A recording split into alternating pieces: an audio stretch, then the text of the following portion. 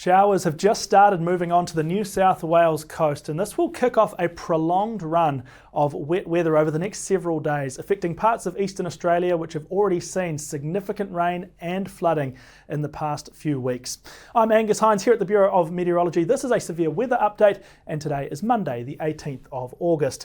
Let's dive into the radar from this morning. There's been a few showers inland, but for the most part, I want to draw your attention to the east coast, where we have seen the development of some heavier showers offshore for parts of the Illawarra, Sydney and Newcastle and the Hunter. But in the last few hours, they have moved from offshore to onshore. In fact, let's zoom in a little bit. We've seen some showers move into parts of Sydney, move through parts of Wollongong, up towards Newcastle at the moment. And where we're seeing yellow, slightly heavier falls. Nothing too dramatic on the radar yet, but we are starting to see that rain creep into the east coast. Let's move away from what we're seeing towards what we're forecasting as we put on the data for the next few days. And on the remainder of Monday, we'll see a few more showers along this coast, but it will stay very much near the coastline. However, into Tuesday, watch how this wet weather signal expands through much of eastern Australia. Potential is there for showers through, well, the southeast of Queensland, up into the Darling Downs, across into the northwest slopes and plains, the northern and central tablelands, as well as the entire coastline of New South Wales.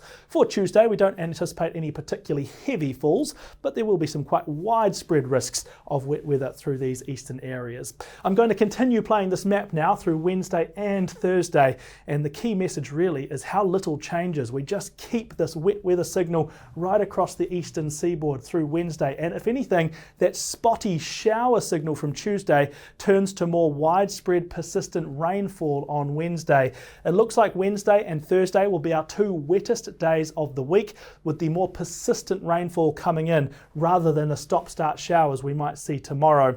This map is going to come to a close on Thursday night, and there's still a lot of rain between Wollongong and Brisbane across the east coast, including Sydney and much of northeastern New South Wales. This wet weather will start to ease on Friday, but for many it probably won't clear until Saturday. So quite a prolonged run of wet weather. How much we could see, well, I'm going to put that on a map here. But remember, the further we look out into the future, the more hazy these details become. So I wouldn't take these numbers and lock them in stone just yet. They might get up, they might shift up, they might shift down, but this should give us an indication of the regions where these larger rainfall totals could fall. Remember that red on the map here showing 50 millimetres or more, so we could see that much over the next 4 days for parts of southeast Queensland and the Darling Downs, but then mostly across the state border in New South Wales. For the coastline, we could see the heavier falls around the northern rivers and the mid-north coast, and I would say those are two districts we're watching super close because they could see some of the heaviest totals of anywhere in the country this week.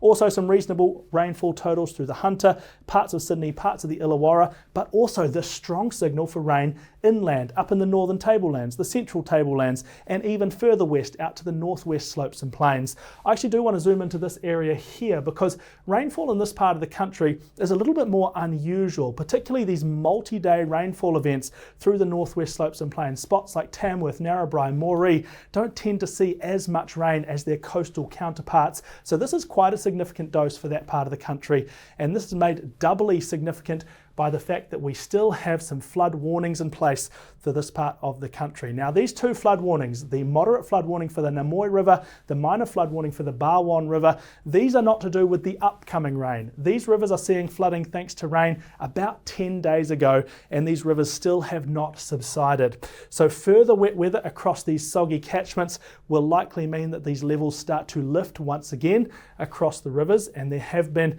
new rivers also added into a potential flood watch. This is how that flood watch looks. These are rivers which we are watching at the moment for the potential for flooding later in the week. The key days for flooding look like they will be Wednesday and Thursday. Minor to moderate flooding expected across much of the mid-north coast and up into the northern tablelands and northwest slopes and plains. I would like to reiterate once again that we could see changes to this flood watch. Potentially new rivers through northern New South Wales or even southern Queensland could be added into the flood watch as our information changes. Same thing could apply down through the Hunter and even down towards Sydney. So if you live anywhere through northeastern New South Wales or the far south of Queensland, this is a really good week to stay up to date with your forecasts, your warnings, and of course your flood watches and warnings. We'll be updating them each and every day on the Bureau's website.